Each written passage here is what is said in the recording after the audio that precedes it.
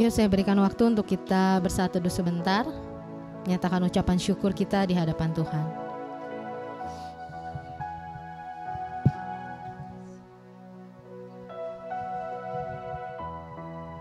Mari kita mau datang ke hadirat Tuhan.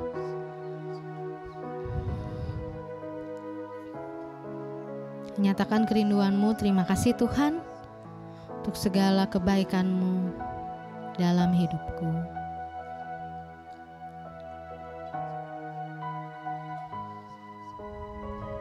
Terima kasih Yesus, Engkau sungguh baik. Kau sangat amat baik.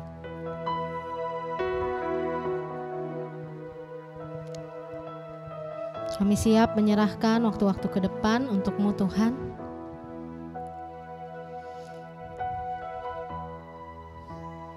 Mari setiap kita yang sudah siap memuji Tuhan, kita mau naikkan pujian ini. Pujian ini lagu baru, Bapak Ibu boleh mengikuti sambil liriknya ditayangkan di depan.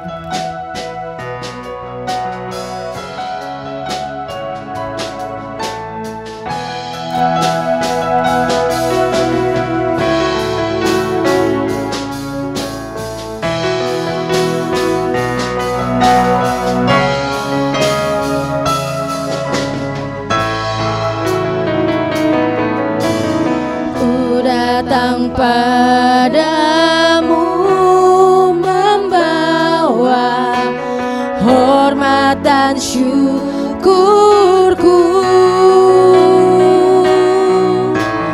Kaulah kebanggaanku, penyelamatku yang hidup. Nyatakan haleluya. Haleluya, haleluya, Kau Allah yang besar. Seluruh bumi mengakui Yesus Raja di atas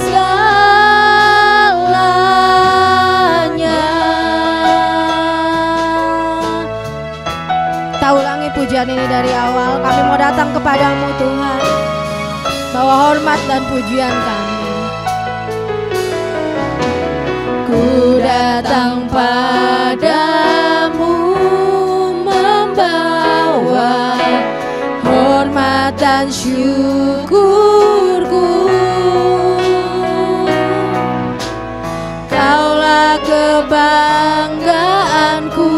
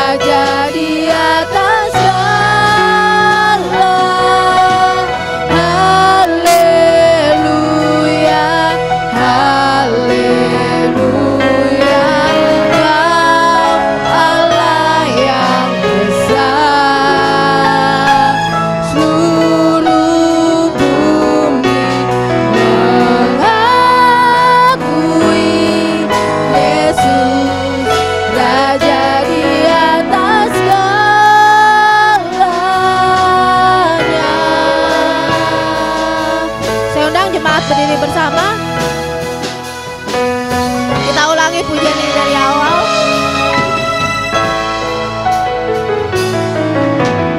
Ku datang padamu membawa hormat dan syukurku. Kaulah kebanggaanku,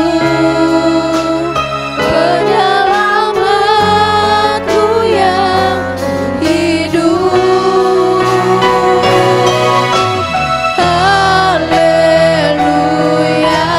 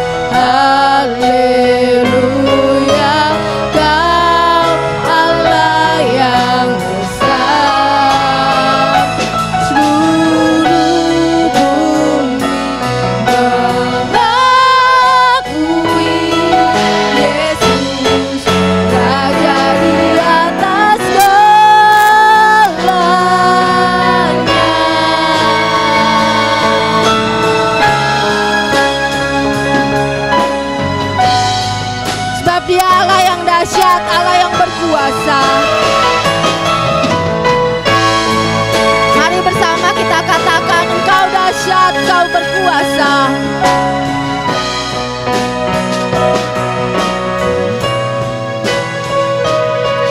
Engkau dahsyat, berkuasa, perbuatanmu heran. Engkau dahsyat, berkuasa, perbuatanmu heran. Sebab Dialah yang dahsyat. Engkau dahsyat, berkuasa, perbuatanmu heran. Engkau dahsyat, berkuasa, perbuatanmu heran. Haleluya, haleluya, Kau Allah yang besar. Seluruh bumi mengakui Yesus Raja di atas segala. Haleluya, haleluya, Kau Allah yang besar. Seluruh bumi mengakui Yesus Raja di atas segalanya.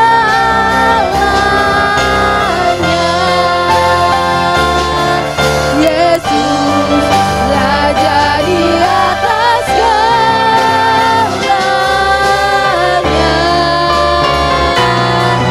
Yesus Raja di atas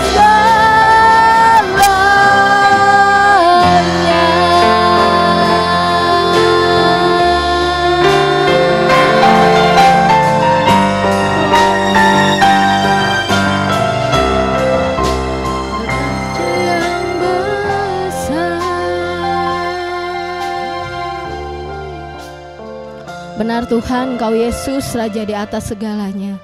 Terima kasih Tuhan untuk pagi ini. Terima kasih Tuhan untuk berkat-Mu. Terima kasih Tuhan untuk kesehatan, kekuatan yang Tuhan berikan. Terima kasih untuk anugerah-Mu yang luar biasa. Segala pujian, segala hormat kami naikkan hanya untuk-Mu Tuhan. Kau yang bekerja, Engkau yang beracara dari awal hingga akhir ibadah ini. Terima kasih Tuhan, bila ada jemaat-Mu yang belum hadir, Kau yang datang, Kau yang ingatkan, percepat langkah kaki mereka tiba di tempat ini dengan selamat. Terima kasih Yesus, hanya dalam satu nama Tuhan Yesus Kristus, Juru Selamat kami, Raja kami yang hidup, kami berdoa. Mari sama-sama yang percaya katakan amin. Puji Tuhan. Sekali lagi shalom. Sekarang boleh kayaknya ya, kasih tos dong, kanan kiri minimal 5 orang ya. Kasih tos. Nah gitu kan enak ya. Yuk kita mau puji Tuhan kita dengan semangat, sebab Dia Tuhan yang benar. Tepuk tangan, semangat ya.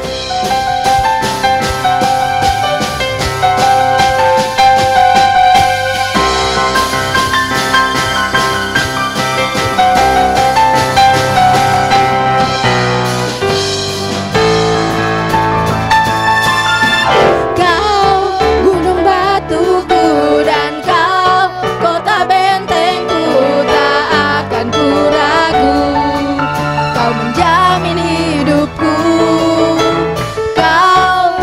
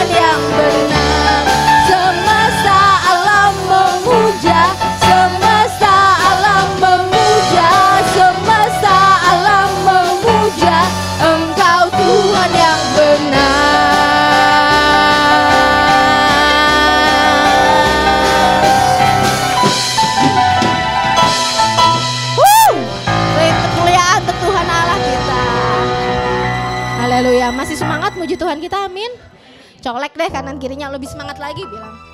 Nah gitu, lebih semangat lagi. Oh jauh. Bisa, udah kayak watabok ya. Lebih semangat lagi puji Tuhan kita, amin. Yo lebih semangat lagi kita mengatakan kau perisaiku.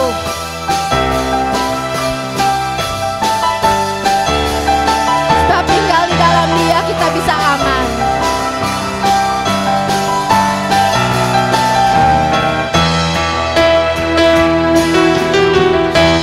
Tinggal dekatmu ku aman, hidup dalammu ku menang. Kau yang memegang hidupku di tanganmu. Kau meneguhkan langkahku. Ku berjalan di dalam kekuatanmu. Tuhan kau perisaiku. Lewati badai tak akan ku goyah. Imanku tetap teguh. Takkan ku ragu mengikutimu.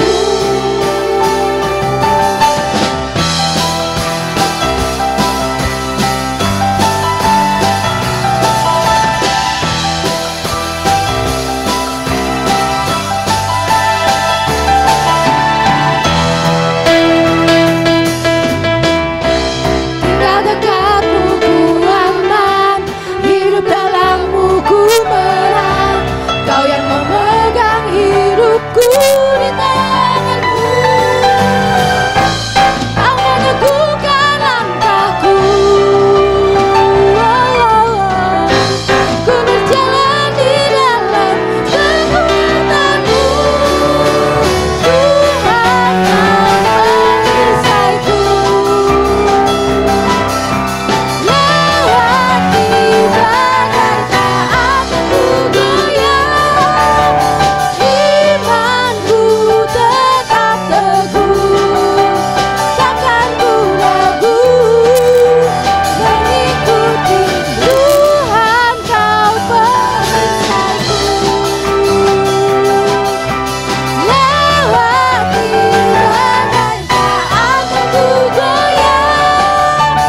Imanku tetap teguh. Takkan ku ragu mengikutimu. Takkan ku ragu mengikutimu. Takkan ku ragu mengikutimu. Puji Tuhan, amin. Ya, saya lihat di sini Nyak doang nih paling semangat. Tepuk tangannya sampai begini-begini. Jadi saya ikutan semangat juga, puji Tuhan.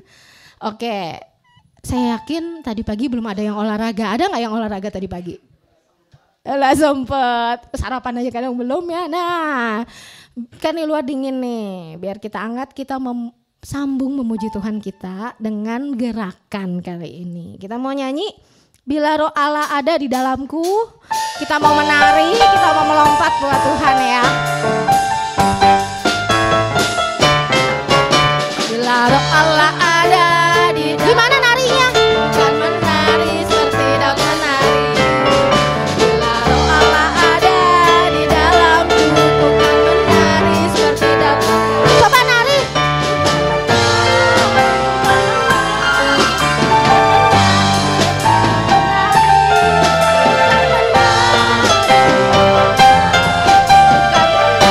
Seperti daun menari. Coba lagi. Bila Roh Allah ada di dalam. Gimana narinya? Seperti daun menari. Bila Roh Allah ada di dalamku, bukan menari seperti daun menari.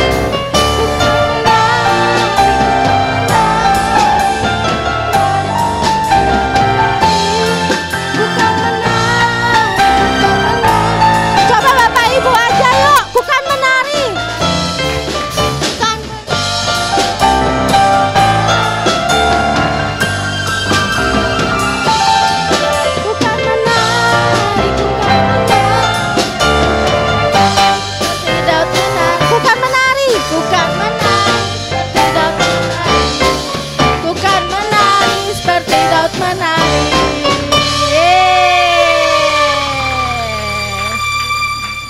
Tuhan, saya lihat semuanya joget, bergoyang buat Tuhan kita. Oke, silakan duduk Bapak Ibu.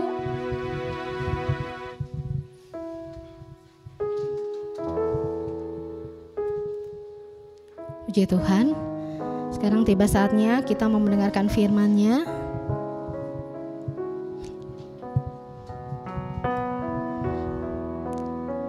Mari kita dengan sungguh hati kita memuji Dia, menyembah Dia. Kita mau siapkan hati kita. Pujian ini begitu enak untuk dinyanyikan. Kata-katanya juga bagus, tapi biarlah pujian ini bisa meresap di hati kita dan bisa menjadi doa kita di hadapan Tuhan. Bahwa mengikut Dia, mengikut Tuhan itu gak gampang. Kita mau lepas semua hak kita untuk mengenal kehendak-Nya di hidup kita. Mari kita naikkan pujian ini. Yang sudah hafal boleh dengan sikap berdoa, memuji, menyembah Tuhan kita.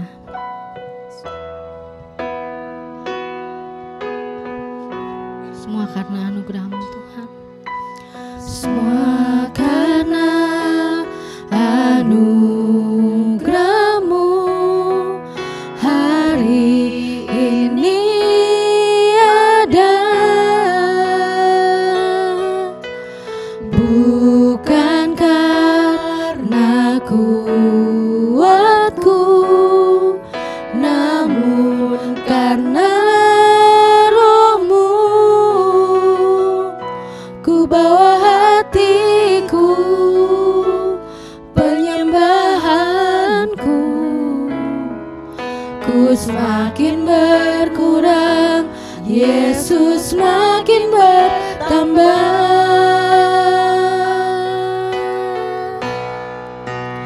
Mengikut Yesus itulah kesukaan hatiku.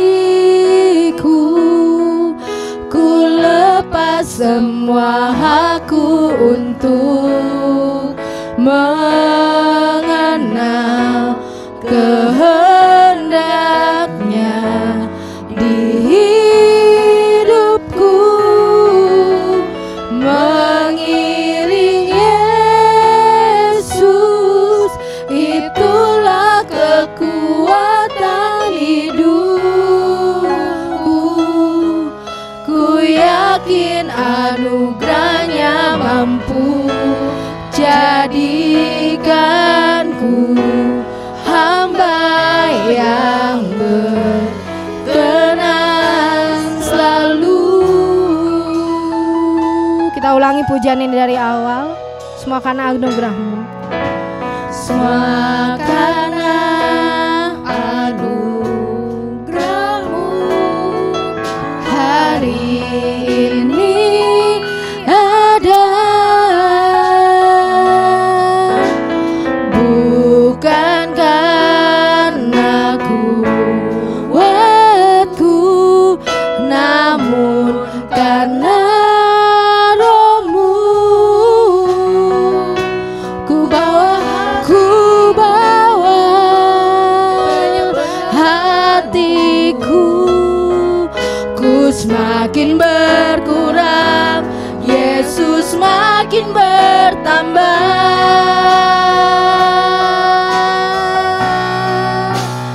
Mengikut Yesus itulah kesukaan hatiku. Ku lepas semua hakku untuk mengenal kehendak-Nya di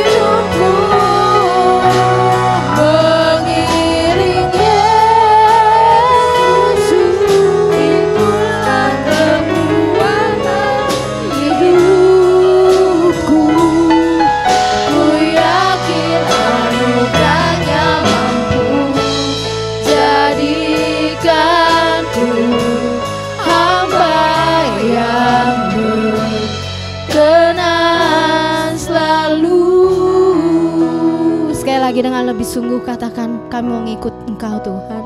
Mengikut Yesus, itulah kesukaan hatiku. Ku lepas semua hakku untuk mengenal untuk waktu selanjutnya saya serahkan pada hamba-Nya. Di hidupku mengiring Yesus, itulah kekuatan hidupku. Ku yakin anugerahnya mampu jadikanku hamba yang berkenan selalu.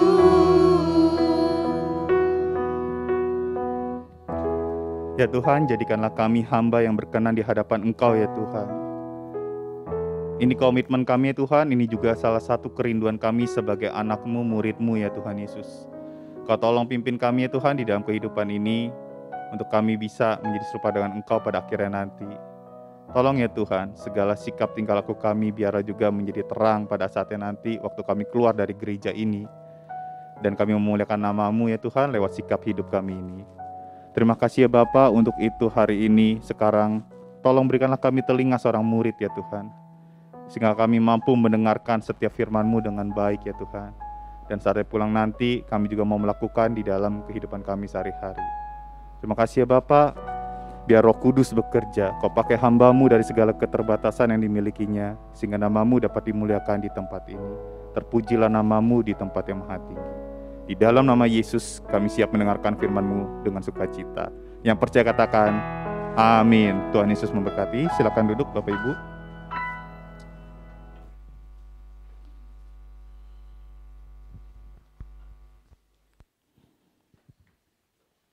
Ya, shalom semuanya. Ya, terima kasih untuk respon yang sangat baik. Ya, judul khotbah hari ini, saudara, tentang berpikir, berbuat, dan konsisten. Berpikir, berbuat, dan konsisten. Agak ke distract ya. Oke. Ya, saudara, ini berkaitan dengan bagaimana kita harus berpikir dengan baik, selaras dengan firman Tuhan, sehingga kehidupan kita sesuai dengan apa yang Tuhan mau, ya saudara. Nah, untuk itu kita perlu memahami dari kitab Filipi nantinya, tapi sebelumnya saya akan memulai dari satu kisah saudara. Karena gini, pada dasarnya manusia itu percaya bahwa apa yang dipikirkan itu dapat diwujud nyatakan. Apa yang dipikirkan itu dapat diwujud nyatakan. Saya mau kasih satu contoh, dua anak muda, boleh tolong next slide-nya.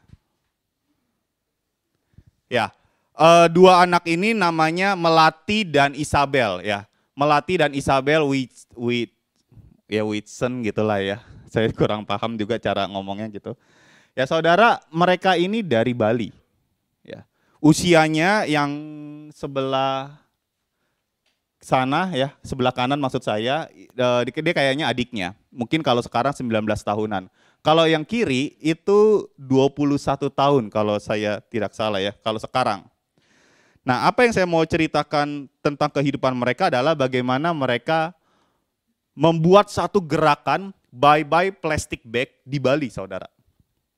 Nah, jadi kisahnya gini, di Bali itu ada sekolah namanya Green School Bali, ya. Di situ sekolah itu di nuansanya, dekorasinya itu berupa alam, saudara ya. Jadi ada dari bambu, apa segala macam gitu ya. Dan sekolahnya terbilang mahal ya untuk uang pangkal dan uang bulanannya kayak gitu. Biasanya bule-bule banyak yang sekolah di situ. Nah, tapi Melati dan Isabel pun juga ternyata sekolah di situ, di Green School Bali, Bapak Ibu. Nah, waktu usia mereka yang satu 12, yang satu 10 tahun, itu mereka dapat pelajaran penting di dalam sekolahnya. Bagaimana menjadi pribadi yang signifikan, kata gurunya gitu. Nah, untuk itu dia terinspirasi dari 3 tokoh paling enggak yang terngiang-ngiang di pikirannya, yakni Nelson Mandela, siapa lagi? Lady Di. Nah, kemudian juga satu lagi Mahatma Gandhi. Nah, mereka terinspirasi Bapak Ibu Saudara dari tokoh-tokoh tersebut. Sehingga waktu mereka pulang sekolah, ya, mereka kemudian berpikir, ya, seperti yang ada di depan situ. Mereka bilang kayak gini, saat pulang sekolah mereka pikir, what can we do as children living in Bali now to make a difference? Gimana nih kita anak-anak yang usianya ya 10-12 tahun kayak gitu untuk membuat suatu yang signifikan di Bali, suatu perbedaan yang luar biasa. Sehingga kehidupan mereka juga jadi terang lah, kira-kira kayak gitu ya, dalam konteks mereka. Untuk bicara agama ya saya juga kurang paham agama mereka apa. Nah saudara, paling enggak itu yang ada di dalam pikiran mereka waktu mereka pulang sekolah setelah mereka mendapatkan pelajaran dari gurunya. Nah kemudian mereka mencetuskan satu gerakan namanya Bye Bye Plastic Bags, Bapak Ibu Saudara. Bye Bye Plastic Bags. Nanti kalau pulang Bapak Ibu Saudara semua boleh searching tuh. byebyeplasticbag.com kalau saya tidak salah. Tinggal di googling langsung keluar sih kayak gitu. Nah gerakan ini sekarang sudah mendunia. Tidak hanya di Bali doang, juga di Jakarta tentunya gitu ya, ibu kota. Dan juga di negara lain Bapak Ibu Saudara. Juga di kota-kota lain banyak banget. Tadi saya mau menghitung cuman terlalu banyak jadi saya nggak jadi ngitung. Karena dia juga nggak kasih jumlah pastinya kayak gitu di websitenya. Nah dari mulanya hanya berpikir sebagai anak kecil apa yang saya bisa lakukan kayak gitu ya. Ternyata dia benci Bapak Ibu Saudara melihat Pulau Bali itu penuh dengan sampah, terutama sampah plastik. Untuk itu mereka membuat satu gerakan gitu ya, supaya toko-toko, misalkan toko souvenir, minimarket atau apalah kayak gitu di Bali, mereka tidak lagi menggunakan kantong plastik. Ya kalau sekarang sih kita juga udah melakukannya ya Bapak Ibu Saudara ya, di supermarket apa segala macam. Kita harus bawa sendiri kantongnya, benar ya, bawa tote bag kayak gitu kan. Nah bagi toko yang mau mengikuti gerakan ini mungkin dikasih stiker tuh, Bye Bye Plastic Bags. Stikernya kurang lebih gambarnya kayak baju mereka, kayak gitu Bapak Ibu Saudara. Nah kemudian dikasih stikerin kayak gitu dan mereka komitmen untuk tidak lagi menggunakan plastik untuk mengurangi plastik di Pulau Bali, mengurangi sampahnya maksud saya. Ya, karena plastik udah menjadi sampah yang menjadi masalah banyak orang lah kayak gitu ya, udah mendunia masalahnya. Dan ternyata dari ide mereka, waktu umurnya 10-12 tahun itu, gerakan ini benar-benar menjadi besar. Sekarang, ya itu yang tadi saya bilang, sudah mendunia, ya, sudah kemana-mana gerakan ini. Nah saudara, ini yang saya bilang tadi, bahwa manusia percaya apa yang mereka pikirkan, itu mereka bisa wujud nyatakan. Apa yang mereka pikirkan, itu mereka bisa wujud nyatakan. Ya, kalau kata Walt Disney, yang sekarang katanya lagi diklaim kalau nggak salah ini bukan kata-kata Walt Disney ya, terlepas dia yang ngomong atau bukan, yang pasti ada kata quote yang terkenal ya, if you can dream it, you can do it. Kalau engkau bisa memimpikannya, maka engkau juga bisa melakukannya.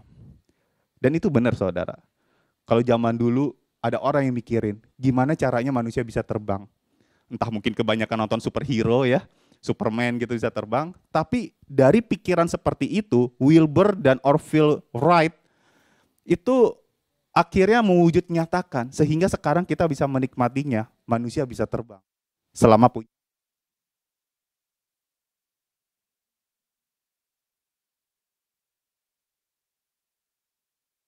Lain dengan waktu yang sangat singkat, itu hasil pikiran manusia. Dan ini suatu hal yang mengagumkan Bapak Ibu Saudara. Sekaligus menakutkan sebenarnya. Kenapa saya bilang menakutkan? Karena kalau kita bisa berpikir hal yang baik, maka kita bisa mewujud nyatakan hal yang baik itu. Gerakan Bye Bye Plastic Bags atau pesawat terbang yang baru saya ceritakan. Artinya di sisi lain menakutkan karena kalau manusia itu ternyata juga bisa berpikir hal-hal yang tidak baik. Sehingga bisa mewujud nyatakan hal yang tidak baik itu juga saudara. Nah ini hal yang mengagumkan di satu sisi tapi hal yang menakutkan juga. Sebenarnya pada dasarnya pintu masuk pikiran kita adalah hati ya. Amsal 4 ayat 23 itu sudah jelas. Jagalah hatimu dengan penuh segala kewaspadaan. Kita ini perlu hati-hati jaga hati kita ya. Kenapa? Karena ini pintu. Jadi saudara saya suka mendengar beberapa tahun yang lalu gitu ya, kalau ada orang keluar dari gereja terus kemudian ada yang ngomong, udah gue nggak dapat apa-apa hari ini, pujian penyembahannya nggak ngena, firman Tuhannya kurang kayak gitulah ya, kayak nggak dapet kayak gitu ya. Nah masalahnya di pemujinya, pemusiknya, di pendetanya, atau di kitanya saudara. Ternyata gini saudara, waktu kita dari awal mula kalau kita udah tutup hati, kita nggak mau buka hati masuk ke dalam ibadah, kita nggak bisa dapat apa-apa saudara. Kenapa? Karena ini pintu. Tapi kalau kita mau buka hati, setiap firman yang ditabur itu masuk ke pikiran. Maka sangat mungkin apa yang kita pelajari, apa yang kita renungkan, kemudian kita bisa wujud nyatakan. Amin Bapak Ibu Saudara. Nah tentu dalam hal ini kita mau merenungkan hal-hal yang baik, apa yang Tuhan inginkan ya melalui Rasul Paulus. Mari kita buka Filipi 4 ayat 8 sampai 9. Next slide kayaknya saya sudah cantumkan. Oke. Kita bisa baca bersama-sama ya Bapak Ibu Saudara ya. Filipi 4 ayat 8 sampai yang ke-9. Saya minta tolong Bapak Ibu Saudara semua untuk membacakannya bebarengan ya bersama-sama ya. Ayat 8 dulu, kemudian langsung lanjut ke ayat 9. 3, 2, 1. Jadi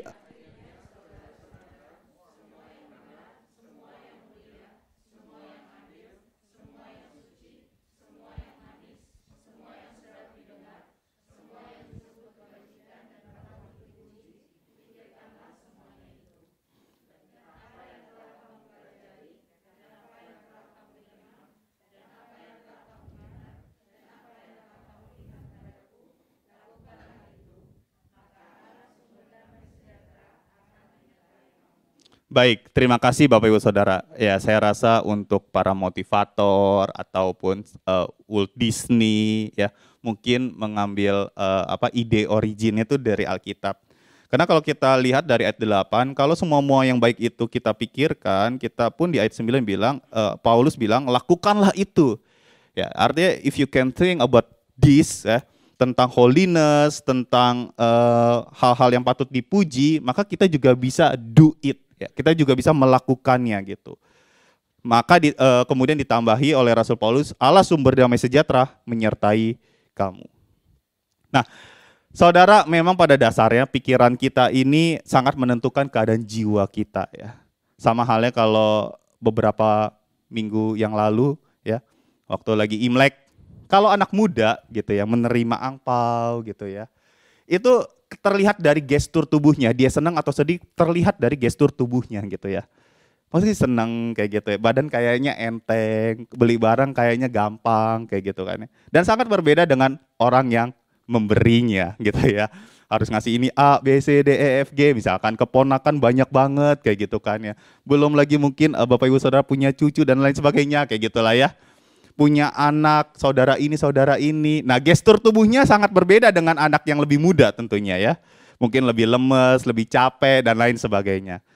Karena bagaimanapun keadaan pikiran kita, keadaan hati kita ini sangat menentukan tubuh kita juga, gestur tubuh kita. Dan sangat menentukan bagaimana kita bertindak, berlaku, ataupun mengambil sebuah keputusan Bapak Ibu. Nah untuk itu penting sekali memahami untuk memfilter segala sesuatu yang masuk ke dalam pikiran kita gitu. Seperti apa yang Rasul Paulus sudah katakan di sini. Nah, jadi kisahnya ini saudara, jemaat di Filipi ya. Saya rasa ini salah satu jemaat yang dikasihi oleh Rasul Paulus banget saudara. Nanti saya jelaskan kenapanya. Nah, di sini kita melihat bahwa Rasul Paulus pengen bahwa apa yang udah diajarin ya, semua yang baik, yang benar, suci, mulia itu jemaat di Filipi ini bisa melakukannya gitu. Jadi nggak cuma dengar doang, nggak cuma dipikir doang, tapi juga dilakukan. Nah untuk itu Rasul Paulus membuat satu list di ayat 8 ya. Dia bilang mari kita pikirkan semua yang benar. Yang pertama yang benar ya. Di dalam bahasa aslinya itu ditulis alete. Ya. Alete artinya jujur, dapat dipercaya dan gaya hidup orang saleh. Nah, jadi berpikir yang benar ini, boleh tolong next slide-nya. Berpikir yang benar ini berkaitan dengan kebenaran firman Tuhan. Kata yang sama juga digunakan di dalam kitab Yohanes 14 ayat yang ke-6. Ya, saya bacain ya Bapak Ibu. Yohanes 14 ayat yang ke-6. Akulah jalan dan kebenaran dan hidup. Tidak ada seorang pun yang datang kepada Bapa kalau tidak melalui aku. Ya Tuhan ngomong, aku jalan, aku kebenaran, aku hidup. Aku kebenaran. Nah, kebenaran ini kata yang sama juga dipakai oleh Rasul Paulus kepada jemaat di Filipi. Jadi jelas maksud Rasul Paulus di sini bahwa kita perlu memikirkan ya segala sesuatunya itu berpusat kepada Kristus. Sehingga dasar kebenaran kita, dasar kita bersikap dalam hidup ini harus dasarnya adalah kebenaran firman Tuhan. Yang adalah Yesus itu sendiri. Karena Yesus adalah firman. Karena gini saudara, kenyataannya kalau kita ngomongin kebenaran di luar sana, ujung-ujungnya kebenaran itu mengacu kepada individu sendiri gitu ya. Apa yang baik atau yang benar itu relatif di luar sana. Untuk itu manusia sebenarnya pikirannya sudah tercemar. Dia nggak bisa lagi, kita tuh nggak bisa berpikir jernih lagi terkadang kala ya. Untuk membedakan apa yang baik dan apa yang benar kayak gitu. Apa yang harus dilakukan dan apa yang tidak boleh dilakukan. Untuk itu penting sekali yang namanya pedoman hidup. Yakni adalah firman Tuhan, itu kebenarannya. Maka itu Rasul Paulus dari awal udah ngomong, semua yang benar, pikirkanlah. Semua yang benar, pikirkanlah. Dasar kebenarannya adalah firman Tuhan. Kemudian dilanjut, boleh tolong next. Ya. Mulia, semua yang mulia, Rasul Paulus bilang yang mulia. Ini bicara tentang layak dihormati. Sederhananya gini saudara ya, kalau orang yang layak dihormati biasanya orang yang memiliki integritas. Ya. Saya mau cerita sedikit kepada tentang seorang ya kepala sekolah gitu ya. Dulu beberapa tahun yang lalu ada satu orang kepala sekolah di tempat saya bekerja gitu ya, di tempat saya mengajar. Nah beliau waktu udah pensiun itu benar-benar dihormati, banyak orang-orang yang sangat menyayangkannya. Aduh kok dia udah pergi sih dan lain sebagainya gitu ya, walaupun masih ada gitu ya. Tapi maksudnya kok dia nggak jadi kepala sekolah lagi, sedih banget deh kayak gitu deh. Kenapa? Karena banyak orang yang menghormati pribadi ini, saudara. Salah satu yang masih terngiang-ngiang di telinga saya adalah bagaimana dia mendidik guru-gurunya supaya kalau datang ke sekolah jangan telat. Kenapa?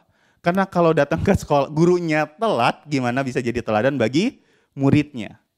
Paham ya saudara ya? Untuk itu akhirnya dia nggak cuma nasehatin, tapi dia juga melakukannya, saudara. Dia datang lebih pagi dari murid-murid, dia datang lebih pagi dari guru-guru yang lain. Nah, kemudian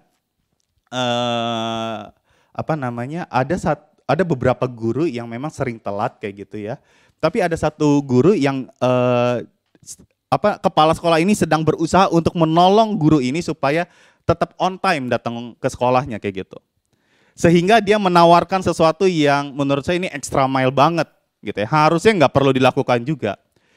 Ya, yang pasti gurunya bukan saya, Bapak Ibu Saudara. Saya highlight dulu, ini gurunya bukan saya. Jadi guru ini sering datang telat itu bisa dapat SP tuh. Ya, mungkin SP kalau sadis ya, mungkin itu udah bisa dapat SP ketiga gitu ya. Nah, tapi karena kepala sekolahnya ngerasa saya lebih baik menolong dia daripada menghakimi dia, akhirnya dia baru membantu guru ini dengan cara, oke deh kayak gini, saya jemput ke rumah kamu pagi-pagi, jam sekian kita janjian supaya kamu datang ke sekolah nggak telat. Sampai digituin saudara. Ya, satu kali pernah dia datang, kepala sekolah ini kan naik motor gitu datang ke rumahnya, ditungguin, diteleponin, ternyata guru ini nggak kunjung bangun Bapak Ibu Saudara ya. Jadi ya telat-telat lagi kayak gitu. Sementara itu lagi hujan kalau tidak salah, sehingga kepala sekolahnya juga kehujanan di depan rumah itu guru. Bukan saya, tolong di highlight dulu. Nanti dipikirnya ngomong lagi gitu. Nah saudara, habis itu kepala sekolah ini, ya saya juga pernah telat, bukan berarti nggak pernah telat ya. Kepala sekolah ini juga menawarkan bantuan yang lain. Ya udah deh gini, kalau enggak saya telepon kalian deh yang sering telat. Saya bantu. Jam sekian saya telepon supaya kamu bisa bangun kayak gitu. Ya cuman namanya alarm aja bisa kita matiin terus tidur lagi ya, apalagi telepon orang kan ya, ganggu banget sih kayak gitu kan ya. Kalau nggak kita silent gitu ya. Sebenarnya susah juga gitu kalau kitanya nggak mau berubah gitu. Tapi kepala sekolah ini ya benar-benar luar biasa. Dia benar-benar mau membantu guru-gurunya supaya nih guru-guru jadi contoh bagi murid-muridnya gitu saudara. Karena jangan sampai kita cuma jadi pengajar tapi nggak melakukannya gitu. Akhirnya waktu pensiun dia benar-benar dikangenin, dihormati dan lain sebagainya Bapak Ibu Saudara. Nah orang kayak gini, orang yang memiliki integritas sebenarnya kalau kita mau mencontoh ke Alkitab kayak Daniel ya. Mau dicari kesalahannya juga susah kayak gitu. Daniel itu dicari-cari kesalahannya, akhirnya nggak ketemu. Tanggung jawabnya, pekerjaannya, keuangannya itu dicekin tuh sama atasannya. Supaya mau dijatuhin gitu. Tapi nggak ketemu kesalahannya, akhirnya cara dia beribadah yang kemudian langsung disorot kayak gitu ya. Nah saudara, orang yang memiliki integritas ini akhirnya orang yang layak dihormati pada dasarnya ya. Makanya Rasul Paulus bilang, ayo pikirkan semua itu, yang mulia juga termasuk sehingga kita jadi terang. Kemudian yang adil, yang ketiga adalah yang adil. Ya mungkin saya nggak lama ya Bapak Ibu karena ada 6 poin nih, banyak sekali. Yang adil, apa yang adil dan yang lurus? Sebenarnya adil ini adalah standarnya firman Tuhan. Artinya kita melakukan porsi kita masing-masing dimanapun kita berada. Kalau kita bekerja misalkan ya di suatu tempat kayak gitu kan ya. Lakukan porsi kita yang adil sesuai dengan apa yang seharusnya. Bahkan sebagai anak Tuhan jika perlu ya kita lakukan extra mile. Kalau saudara punya anak buah atau asisten rumah tangga, atau suatu hari lah ya punya anak buah gitu. Kita pun juga bisa memperlakukan hal ini. Makanya Rasul Paulus juga ingetin kepada jemaat di Filipi. Untuk bisa berlaku adil, tidak hanya memberi suatu pekerjaan, tapi coba memperhatikan orang tersebut. Atau anak buah, atau siapapun yang ada di sekeliling kita. Yang keempat. Nah, yang keempat ini adalah hakna, suci, kemurnian moral. Saudara, saya satu kali pernah ngomongin tentang bagaimana kita harus hidup kudus di murid-murid saya sendiri. Kemudian saya tanyain ke mereka, anak kelas 7, 8, dan 9. Ayo anak-anak, siapa di sini yang percaya kalau manusia itu bisa hidup kudus? Ternyata yang angkat tangan hanya segelintir, kayak gitu ya. Hanya dikit sekali, hanya beberapa orang dari sekian 100 lebih orang yang ada di ruangan tersebut. Dan saya rasa kalau saya tanyakan saya lempar ke Bapak Ibu Saudara, mungkin itu juga terjadi hal yang sama. Mungkin ya, kita belum tahu juga. Kenapa? Karena hidup murni secara moral, bebas dari dosa, hidup kudus suci itu kayak jauh dari kita, saudara. Makanya kita langsung berpikir, ini kayak mustahil gitu. Tapi Rasul Paulus bilang, pikirkanlah hal itu.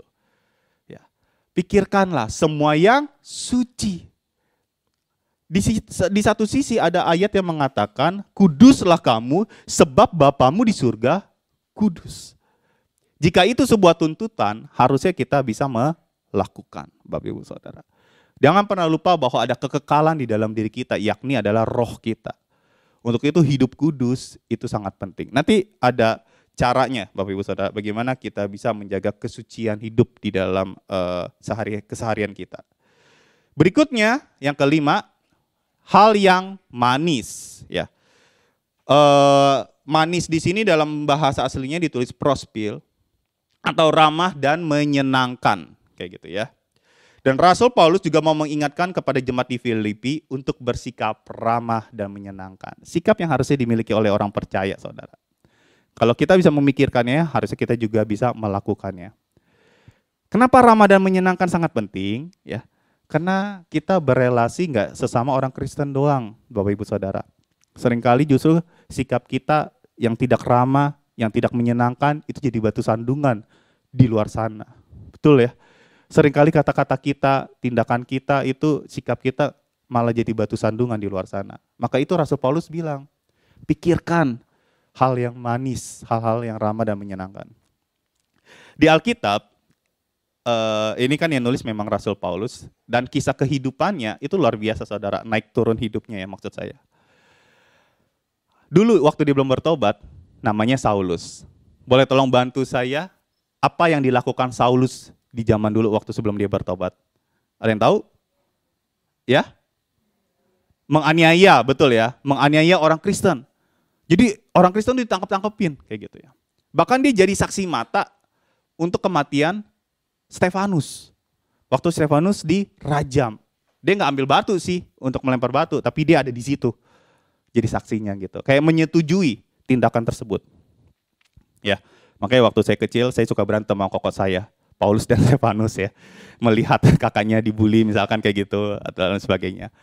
Dan saudara, Saulus ini benar-benar kejam lah dulunya, nangkepin, mukulin orang, Kristen dan lain sebagainya. Sehingga waktu dia bertobat, itu ada suatu hal yang menarik saudara. Dia itu ditolak sama orang Yahudi. Kenapa? Bagi orang Yahudi darah bukan rasul ya, darah Saulus saat itu halal. Jadi bolehlah untuk dibunuh. Ya, jadi saudara tahu ya akarnya dari mana kalau ada pemikiran seperti itu. Nah, bagi orang Yahudi darahnya halal nih, lo murtad nih, lo jadi pengikut Kristus nih. Makanya dia dikejar-kejar tuh Saulus mau dibunuh. Ditolak sama orang Yahudi. Padahal dia orang Yahudi. Tapi di sisi lain sama orang Kristen, apakah diterima? Enggak loh saudara. Ditolak juga sama orang Kristen. Kenapa? Ya saudara bayangin aja lah, anggaplah kita suka nonton film, lihat YouTube, ada berita yang viral, ada teroris, membuat kegaduhan di mana-mana. Kemudian tuh teroris bertobat, datang ke GBI Alberta. Apakah saudara mampu langsung menerimanya? Saya pikir enggak ya. Pasti saudara was-was atau langsung izin ke Bugem. Bu, kayaknya hari ini saya nggak ke gereja deh Bu ya. Ngeri Bu. Dan akhirnya pergi kemana kayak gitu. Dan orang-orang Kristen, pengikut Kristus juga takut sama nama Saulus saat itu. Ngeri gitu kan ya. Akhirnya nggak diterima. Tapi puji Tuhan ada pribadi yang ramah dan menyenangkan di komunitas Kristen tersebut. Yakni namanya Barnabas. Barnabas menerima Saulus, rasul mulu ya. Karena dia belum rasul soalnya. Dia menerima Saulus dari segala latar belakangnya. Dia menerima dan dia mau menjadi jembatan antara Saulus kepada orang-orang Kristen lainnya. Sehingga Saulus bisa diterima oleh orang Kristen lainnya. Nah saudara, pribadi ini sangat dibutuhkan di dalam kehidupan kita. Apalagi kita sebagai orang percaya saudara. Menjadi ramah dan menyenangkan. Semua yang manis perlu kita pikirkan. Sehingga kita bisa menjadi pribadi seperti Barnabas ini. Yang mau menerima. Akhirnya Barnabas ceritain tuh. Iya dia udah berubah kok Saulus. Saya lihat dia bagaimana dia dulu seperti itu. Tapi kemudian Tuhan ubahkan. Dia bertemu dengan Tuhan. Kemudian dia pernah buta 3 hari lamanya. Dia berpuasa karena gak makan. Ditulis dalam Alkitab kayak gitu. Dan akhirnya dia udah berubah kok gitu. Dan diterimalah. Kenapa? Karena ada satu pribadi yang ramah dan menyenangkan. Namanya Barnabas. Dan yang terakhir Rasul Paulus bilang. Ayo jemaat Filipi. Juga GBI Alberta ya. Semua yang sedap didengar, eupemos di dalam bahasa aslinya. Ini berkaitan dengan sesuatu yang kita ucapkan, katakan di dalam kehidupan sehari-hari. Karena jemaat di Filipi atau mungkin kita seringkali masih mengeluarkan kata-kata yang tidak menyenangkan kayak gitu. Ya. Katanya kan lidah tak bertulang ya kayak gitu ya. Nah lidah ini seringkali menjadi cikal bakal kita berbuat dosa di setiap harinya saudara ya. Ketus misalkan ngomong hal-hal yang tidak baik kepada seseorang sehingga mungkin orang itu nangis sampai berhari-hari kitanya juga kagak tahu kayak gitu kan ya. Nah itu penting sekali namanya evaluasi diri Bapak Ibu Saudara. Nah maka dari itu juga Rasul Paulus ingetin, ayo semuanya itu dipikirin. Semua yang benar, mulia, adil, suci, manis, sedap didengar, pikirkan itu. Karena pikiran ini adalah pikiran yang berpusat kepada Kristus. Amin Bapak Ibu Saudara. Kemudian, boleh tolong next slide. Rasul Paulus akhirnya menyimpulkan ke 6 poin tersebut dengan 2 kata. Boleh langsung aja deh yang keduanya. Ya thank you. Arete dan epainos. Arete ini bicara tentang hal-hal yang unggul. Epainos ini bicara hal-hal yang mengagumkan karena standarnya tinggi. Artinya di dalam kehidupan kita, ya kita harus memikirkan semua itu. Hal-hal yang excellent, sempurna, yang unggul, yang patut dipuji, kita pikirkan itu semua. Dan Rasul Paulus menegaskan di kata pikirkanlah. Boleh tolong next slide? Di dalam bahasa aslinya kata pikirkanlah itu artinya ditulis dalam bahasa aslinya adalah logizomai. Ini bicara tentang kekonsistenan Bapak Ibu Saudara. Hal bicara yang berkesinambungan, terus-menerus prioritas. Jadi maksudnya gini, kadang kalau kita dengar firman Tuhan di hari Minggu, oke, aku mau berubah, saya mau komitmen. Mungkin bertahannya sampai hari Senin tuh. Tapi kadang Selasa udah mulai turun, Rabu mulai turun, Kamis turun, Jumat turun, dan seterusnya. Maka itu Rasul Paulus bilang, kalau engkau memikirkan yang adil, yang mulia, yang suci, yang benar, pikirkanlah semua itu, tapi jangan sekali doang. Dan itu harus dilakukan terus menerus, secara konsisten, dan jadikan hal itu hal yang prioritas, yang terutama. Kenapa? Karena seringkali anak Tuhan mungkin datang ke gereja, rajin ibadah, mendengarkan firman Tuhan, tapi kemudian waktu pulang dari sini, tidak menjadi contoh atau teladan yang baik. Untuk itu Rasul Paulus bilang, ayo dipikirin. Tentu nggak gampang ya memikirkan itu semua secara konsisten. Apalagi kita ngomongin tentang kesucian, kekudusan hidup, dan lain sebagainya. Pertanyaannya adalah bagaimana cara memikirkan hal-hal itu semua. Hal-hal yang patut dipuji dan yang unggul itu secara konsisten dan terus menerus. Boleh tolong next slide-nya? Ya saudara, ada 3 pintu input. Yang pertama mata, kedua telinga, ketiga mulut. Kita bisa mengendalikan pikiran kita dengan menjaga 3 pintu input ini.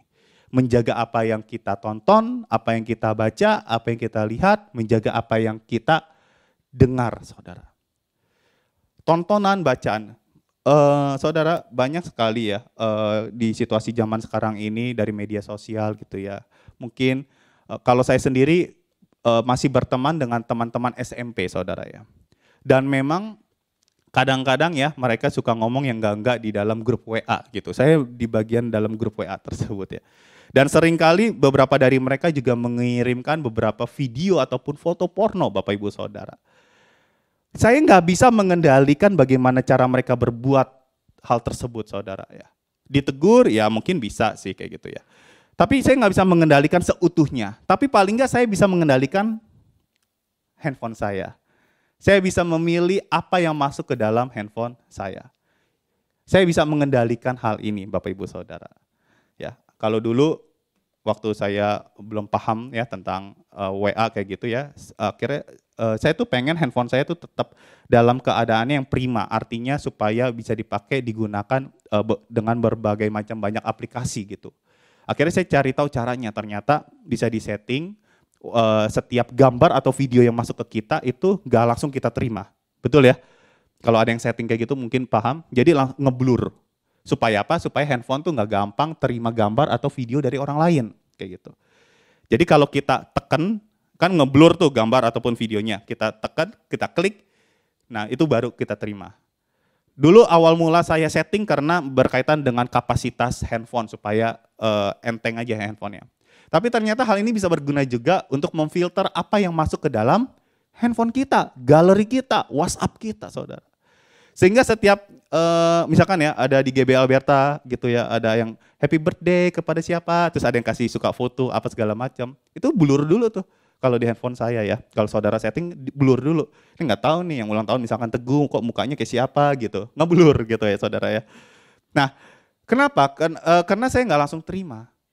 Nah jadi cara saya memfilternya salah satu video porno ataupun foto dari teman-teman saya yang iseng itu, caranya adalah ya kayak gitu.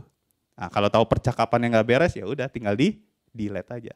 Artinya saya nggak bisa mengendalikan apa yang orang perbuat terhadap kita, tapi paling tidak kita bisa mengendalikan mata kita. Apa yang kita tonton, apa yang kita baca. Amin Bapak Ibu Saudara. Maka kita bisa memikirkan semua yang suci, semua yang baik ke dalam pikiran kita. Kalau kita buka hati untuk yang tidak baik, itu udah masuk ke pikiran, nah untuk keluarinnya susah. Untuk keluarinnya susah.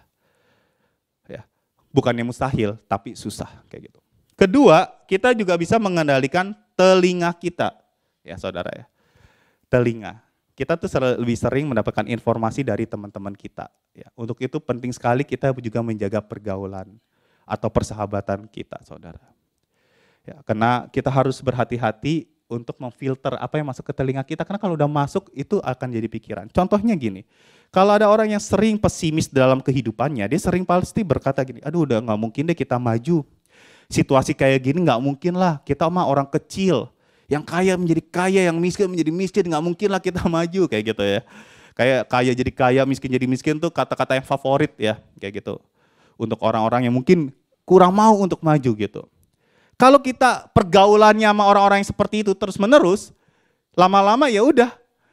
Kita hanya berpikir, udahlah yang kaya jadi kaya, miskin jadi yang miskin tambah miskin, udahlah kita nggak mungkin maju, kita nih orang kecil. Yang ada di otak kita ya itu saudara. Kenapa? Karena itu yang kita terima. Kita bergaul sama si A yang sering ngomong kayak gitu, udahlah nggak mungkin maju, udahlah lo nggak mungkin maju, udahlah nggak mungkin maju, itu yang kita terima. Kita nggak bisa mengendalikan bagaimana dia berkata-kata, saudara. Tapi kita bisa mengendalikan telinga kita atau kepada siapa kita bergaul. Your friend is your future. Saya nggak tahu gagasan dari mana itu awalnya, tapi yang saya tahu itu benar banget. Karena firman Tuhan bilang apa? Pergaulan yang buruk merusakkan kebiasaan yang baik. Ya, memilih teman itu sangat penting dalam kehidupan ini. Karena seringkali kita tuh lebih sering bergaul sama teman kita daripada sama pendeta. Betul nggak saudara? Saudara mungkin ketemu sama pendeta saudara, sama bugem seminggu sekali. Tapi kalau sama teman dari Senin sampai Sabtu gitu saudara. Untuk itu kita perlu menjaga relasi kita juga. Kepada siapa kita bergaul, ya kita akan jadi seperti itu. Kira-kira saudara. Untuk itu penting sekali menjaga hal tersebut sehingga telinga kita, informasi yang kita dapatkan juga terfilter. Yang ketiga, ide ini saya dapatkan dari, mungkin kalau yang anak muda tahu ya, kok Jim gitu ya. Dari pendeta Jimmy Lucas gitu ya. Dia bilang pintu input itu nggak cuma mata sama telinga, ternyata mulut juga pintu input. Ya, kita bisa mengendalikan pikiran kita dengan menjaga apa yang kita ucapkan. Karena apa yang kita ucapkan itu balik ke kita saudara. Kalau kita dari dulu mungkin berpikir, udahlah gue gak mungkin bisa misalkan pelayanan lah. Gak mungkin lah gue gak bisa pelayanan. Sampai tua ya kita gak akan bisa pelayanan. Kenapa? Karena kita udah membatasi diri dengan perkataan kita saudara. Jadi apa yang kita ucapkan itu balik ke kita. Makanya saya sering kali menasehati anak murid saya untuk jaga dengan apa yang kamu ngomong. Karena itu bisa balik ke kita juga kayak gitu. Udahlah gue udah gak mungkin bisa lah, ada anak doa gitu ya. Udahlah gue gak bisa doa lah, saya gak bisa doa, gak mungkin lah doa di depan umum kayak gitu. Sampai kapanpun kita gak bisa. Kenapa? Di situ kita sedang membatasi diri dengan perkataan kita. Untuk itu kita harus mengontrol pikiran yang masuk ke dalam kehidupan kita. Pikiran kita maksud saya. Dengan cara mengendalikan pintu inputnya. Jaga apa yang kita tonton, jaga apa yang kita dengar, dan jaga apa yang kita ucapkan. Aman Bapak Ibu Saudara?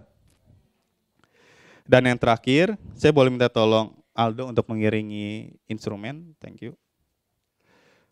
Saudara, mari kita lihat dulu Filipi 4 ayat 1. Saya boleh minta tolong Ibu Sela membacakannya.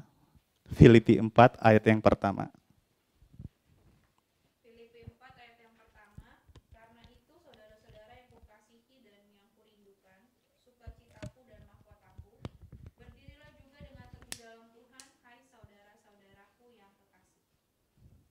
Iya, terima kasih. Saudara, Filipi 4 ayat 1 yang barusan dibaca oleh Ibu Sela, itu menandakan kedekatan antara Rasul Paulus dengan jemaat di Filipi. Ya. Jadi bagaimana sih kita bisa mengendalikan pikiran kita? Yang pertama tadi mengendalikan pintu input. Ada 3 hal ya. Yang kedua saudara, ingat, you are not alone. Kalian nggak sendirian saudara. Kalian punya komunitas di dalam GB Alberta ini. Nah, di sini Rasul Paulus kayak agak lebay ya atau hiperbola bahasanya ya. Karena dia ngomongnya kayak gini di ayat pertama tadi. Saudara-saudara yang kukasihi rasanya pendeta-pendeta sering ya ngomong kayak gitu. Gak asing ya saudara. Tapi Rasul Paulus ngomong gini. Kukasihi, kurindukan, sukacitaku, mahkotaku. Dia kayak lagi muji-muji saudara ya. Kayak seperti pria sedang gombalin cewek gitu kan. Sukacitaku, mahkotaku, kurindukan, kukasihi. Sebenarnya ini menunjukkan kedekatan antara Rasul Paulus kepada jemaat di Filipi, Bapak Ibu. Maka itu yang kedua, boleh tolong next. kita bisa meminta bantuan dari saudara seiman. Bagaimana? Kita bisa saling menasehati di sini Bapak Ibu Saudara. Karena di sini terlihat sekali ada kedekatan yang intens antara Paulus dengan jemaat di Filipi. Kemudian dari kata-kata di ayat 9, saya bacain. Apa yang telah kamu pelajari, kamu terima, kamu dengar, kamu lihat, lakukanlah itu. Maka Allah sumber damai sejahtera akan menyertai kamu. Dan di ayat 8-nya dibilang, apa yang telah kamu lihat padaku, apa yang kamu telah lihat. Artinya Rasul Paulus sudah jadi teladan dulu kepada jemaat di Filipi. Untuk itu kita nggak bisa sendirian saudara. Untuk hidup di dalam kesucian, ya, bebas dari dosa, waduh, itu sulit untuk dilakukan sendiri. Makanya Rasul Paulus kasih tahu caranya, yaitu hidup di dalam komunitas. Karena Rasul Paulus sedang berbicara kepada jemaat di Filipi sebagai komunitas, bukan sebagai individu semata, saudara.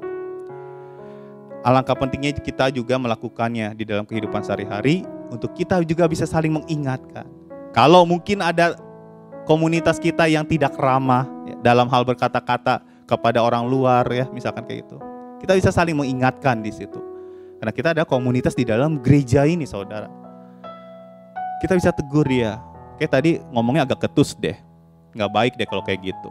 Nggak jadi berkat deh kayak gitu. Nah, kita bisa ngomong kayak gitu tentunya. Kita butuh bantuan dari saudara seiman. Itu yang kedua. Tapi yang ketiga, Rasul Paulus juga bilang di ayat 9, maka Allah sumber damai sejahtera akan menyertai kamu. Saudara, kalau kita doa kepada Tuhan, ya, kita tuh bisa minta apa aja ya, karena Tuhan yang punya kuasa. Saudara minta apa? Ya, kalau saudara minta uang banyak, ya caranya Tuhan bisa memberikan suatu pekerjaan supaya kita mendapatkannya, mungkin kayak gitu. Kita tuh bisa minta apa aja, kita bisa memohon apa saja kepada Tuhan. Tapi kenapa dari sekian banyak yang bisa diminta, Rasul Paulus doanya isinya adalah, maka Allah sumber damai sejahtera akan menyertai kamu. Tuhan kan juga penolong, Tuhan kan juga penghibur, Tuhan kan juga provider. Kenapa Paulus menegaskan Allah sumber damai sejahtera? Karena gini saudara, kedamaian adalah salah satu hal yang penting di dalam komunitas. Saya tadi bicara tentang bagaimana harusnya kita saling menasehati. Kalau tidak ada damai sejahtera dari surga di dalam satu komunitas, konflik yang terus-menerus terjadi kemudian tak berujung, itu bisa melahirkan suatu kekesalan di dalam komunitas tersebut. Jadi bagaimana kita bisa saling menasehati kalau kedamaian dari surga itu tidak ada di dalam komunitas. Untuk itu penting sekali memohon damai sejahtera dari surga. Sehingga Tuhan yang memberikan damai itu kepada kita semua. Dan di saat itu kita juga bisa saling mengingatkan satu dengan yang lainnya. Kita akan sulit saling mengingatkan. Kita akan sulit saling menasehati. Dan akhirnya kita sulit menjadi pribadi yang unggul, yang mulia, yang suci. Kalau kitanya sulit untuk menjaga kedamaian di dalam komunitas kita. Untuk itu yang ketiga, memohon damai sejahtera dari Bapa di surga. Dan biarlah damai ini menyertai kita semua di jemaat GBA Alberta. Amin Bapak Ibu Saudara. Sehingga kita bisa menjadi pribadi yang memikirkan itu semua. Saya akan menyimpulkannya ya. Apa yang saya sharingkan hari ini saudara. Memikirkan segala sesuatu yang unggul, yang patut dipuji. Keenam itu, apa yang mulia, yang benar, yang manis, sedap didengar. Pikirkanlah itu kata Rasul Paulus. Pikirkanlah itu. Supaya apa? Supaya engkau bisa melakukannya. Engkau disuruh mikirin yang baik, yang benar, yang suci, yang adil, yang sedap didengar, yang manis. Supaya engkau bisa melakukannya saudara. Supaya engkau bisa melakukannya. Dan kita percaya bahwa if you can think it, you can do it. Kalau kamu bisa berpikir seperti itu, maka kamu juga bisa melakukannya. Tapi nyatanya itu sulit. Untuk itu kita perlu melakukan ketiga hal ini untuk bisa mengendalikan pikiran kita. Yang pertama, kendalikanlah pintu input. Mata, telinga, mulut. Yang kedua, kita butuh komunitas yang saling mengingatkan. Dan yang ketiga, kita butuh damai sejahtera dari Tuhan menyertai kita semua. Sehingga ada kedamaian di dalam komunitas kita. Amin Bapak Ibu Saudara. Untuk itu, apa yang jemaat GBI Alberta pelajari hari ini, dan apa yang kita semua terima, apa yang kita dengar, apa yang kita lihat, lakukanlah itu bersama-sama, saudara. Maka Allah sumber damai sejahtera akan menyertai komunitas kita, gereja kita, GBI Alberta. Amin Bapak Ibu Saudara. Mari kita berdoa. Tuhan Yesus, terima kasih untuk firman-Mu. Hari ini kami diingatkan untuk berpikir hal-hal yang sifatnya unggul, excellent, sempurna, hal-hal yang disebut dengan kebajikan dan patut dipuji. Kami diingatkan kembali bagaimana kami harus berpikir hal yang mulia, yang suci, yang sedap didengar, yang manis. Tapi kami sadar bahwa itu sulit untuk dilakukan. Untuk itu hari ini ya Tuhan, tolong kami ya Tuhan, supaya kami mampu melakukannya. Tolong ingatkan kami ya Tuhan di hari Senin sampai Sabtu nanti, bahwa kami harus mengendalikan pintu input kami. Menjaga apa yang kami lihat, menjaga apa yang kami tonton, menjaga apa yang kami baca. Karena jika itu sudah masuk ke dalam pikiran, itu bisa mempengaruhi pikiran kami. Tolong ya Tuhan, kami bisa memfilter hal-hal yang tidak berkenan dengan Engkau, dan hidup kami selaras dengan kebenaran firman. Tolong juga ya Tuhan untuk kami mampu bisa mendengar berita-berita yang baik, yang positif, yang membangun, yang sesuai dengan firman Tuhan. Untuk itu tolong pimpin kami supaya kami memiliki relasi yang baik kepada orang-orang di sekeliling kami ya Tuhan. Kami gak bisa untuk mengatur-ngatur mereka, mengendalikan mereka, tapi kami bisa ya Tuhan untuk memilah kepada siapa kami mau bergaul ya Tuhan. Tolong berikan hikmat daripada itu. Dan tolong juga ya Tuhan untuk kami supaya bisa mengendalikan lidah kami yang seringkali mengutuki diri kami sendiri, membatasi diri kami sendiri. Tolong kami ya Tuhan, tolong. Dan hari ini kami juga memohon ya Tuhan, supaya kami memiliki komunitas yang solid di hari, di bulan kasih sayang ini, Valentine. Biarlah kami saling mengingatkan satu dengan yang lainnya.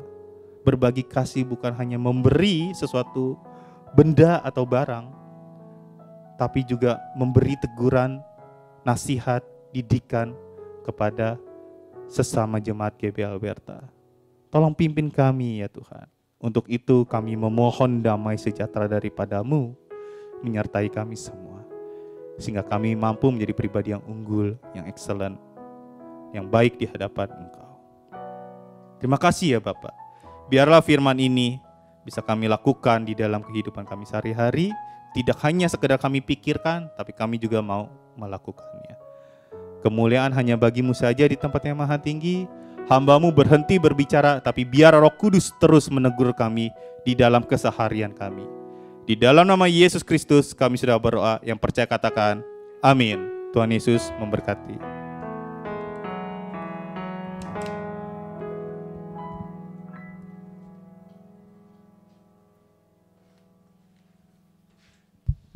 Amin. Saya yakin kita semua diberkati, amin. Amin. Saya atas nama Ibu Gembala dan seluruh jemaat mengucapkan terima kasih atas pelayanan PDP Paulus. Tuhan Yesus memberkati. Kini tiba saatnya kita akan memberikan persembahan. Saya berikan waktu untuk mempersiapkannya. Untuk yang bertugas, saya undang untuk maju ke depan. Kita dengan kasih nanti diaken yang Priamti ini akan berdoa untuk persembahan kita. Dan setelah itu nanti untuk yang membacakan pengumuman, saya undang untuk maju ke depan. Mari kita bersatu dalam doa. Bapa di dalam kerajaan surga, puji syukur kami naikkan kehadirat-Mu Tuhan. Terima kasih Engkau sudah hadir menjamah dan melawat kami. Terlebih juga Tuhan, Engkau sudah berbicara kepada kami lewat hamba-Mu PDP Paulus. Biarlah Tuhan setiap firman yang telah kami dapatkan, Tuhan ingatkan di setiap kami membutuhkannya, dan Allah Roh Kudus yang akan memampukannya untuk kami dapat melakukannya sesuai dengan tema hari ini, berpikir dan melakukan dengan konsisten. Terima kasih Bapa, berkati Paulus Tuhan dengan berkat yang khusus yang daripadamu dimanapun Tuhan tempatkan dia, baik sebagai guru, sebagai pelayanmu Tuhan. Biar nama Tuhan senantiasa ditinggikan, diagungkan, memberkati juga untuk istri dan segala cita-citanya, apapun yang mereka rindukan. Kami yakin dan percaya Engkau yang akan memberkatinya, menggenapinya. Terima kasih Bapak. Kalau saat ini Tuhan kami diberi kesempatan untuk memberi persembahan. Kami bersyukur, berterima kasih Tuhan untuk kesempatan yang indah yang Tuhan berikan. Berkat yang begitu banyak yang Tuhan sudah berikan buat kami. Ajar kami Tuhan untuk memberi dengan hati yang tulus dan penuh sukacita. Memberkati kedua hamba-Mu yang melayani juga Tuhan di kolektan dengan berkat yang khusus. Terima kasih Bapa, terpuji nama-Mu. Dalam nama Yesus kami berdoa mengucap syukur. Haleluya. Amin. Amin. Untuk yang bertugas, bacakan pengumuman.